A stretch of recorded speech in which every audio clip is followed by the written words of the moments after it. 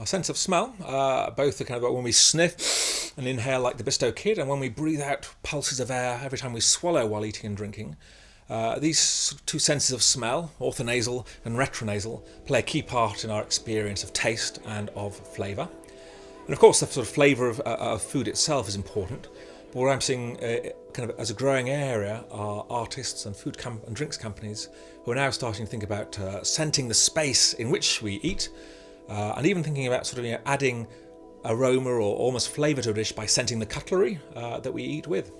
If we just take the cutlery example, if you go to somewhere like a Moto or a Linea in Chicago, some really fancy restaurants, there the chefs will actually put fresh herbs into kind of curly cutlery, so you can smell the cutlery. Other of those chefs there, they serve the food on a pillow, and as a pillow slowly compresses under the weight of the bowl, that releases the aroma of lavender, meant to complement your dish. Others use sort of dry ice to have, smoking, smelly moss smells floating over the table while you eat. All of them, in their way, are trying to enhance the dining experience by playing with aroma, sometimes to complement the taste of the food itself, but at other times using smell just to try and create a mood or emotion in the diner. So maybe lavender is a kind of a good smell to relax. Maybe others pump out the sort of smell of the sea, something that kind of takes us back to family holidays and enjoyment. And if we're in a better mood, probably the food will taste better as well.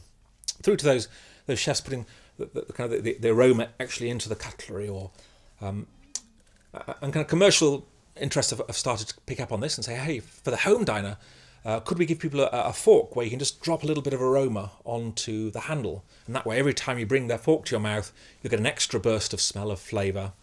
And if you think about something like saffron, weight for weight more expensive than gold, or if you think about truffle, that some people absolutely crave, but again, very, very expensive.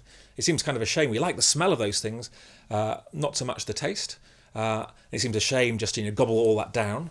But if I put a little bit of truffle on the end of my fork, say, I can smell it every time I bring the fork to my mouth and hopefully get a lot more pleasure for the same price.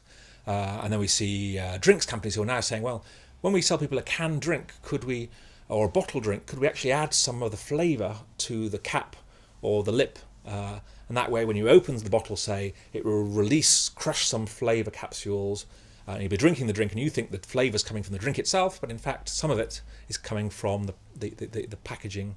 And these are just some of the ways in which knowing more about how important smell is to taste and flavour, and to our mood and general well-being, the chefs on the one hand, the food and drinks companies on the other, are trying to capture more and use smell more to deliver better, potentially healthier experiences.